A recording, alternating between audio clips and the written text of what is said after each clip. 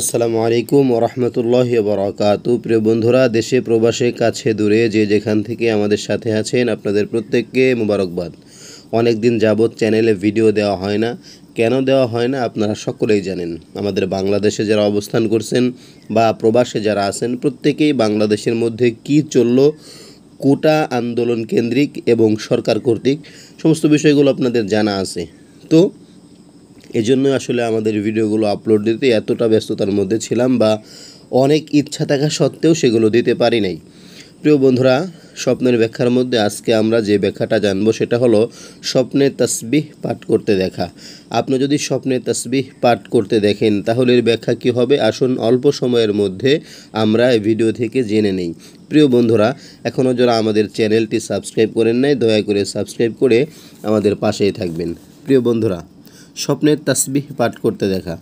হজরত মোহাম্মদ ইবনে সিরিন রহমতুল্লাহ আলাইহি বলেছেন, স্বপ্নে তাসবিহ পাঠ করতে দেখা আল্লাহ তাআলার আদেশ পালন করবে। তাসবিহ পাঠ করতে দেখা আল্লাহ তাআলার আদেশে অনুগত হবে, দুঃখ কষ্ট ও চিন্তামুক্ত হয়ে যাবে।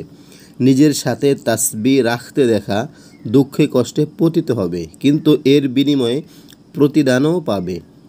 তাসবিহ পাঠের সাথে আল্লাহ তাআলার শুকর করতে দেখা দ্বীনের কাজে সুদৃঢ় হবে, পাশাপাশি অর্থ সম্পদ মাল পাবে। দেশের কোনো নেতা দেখলে দেশে আবাদ হবে, অর্থাৎ সে দেশের মধ্যে মানুষের সংখ্যা বাড়বে, সব দিক থেকেই পূর্বের থেকে উন্নতি হবে। আল্লাহ তাআলার বাণী, লা ইন শাকারতুম লা আযীদান্নাকুম, সূরা ইব্রাহিম।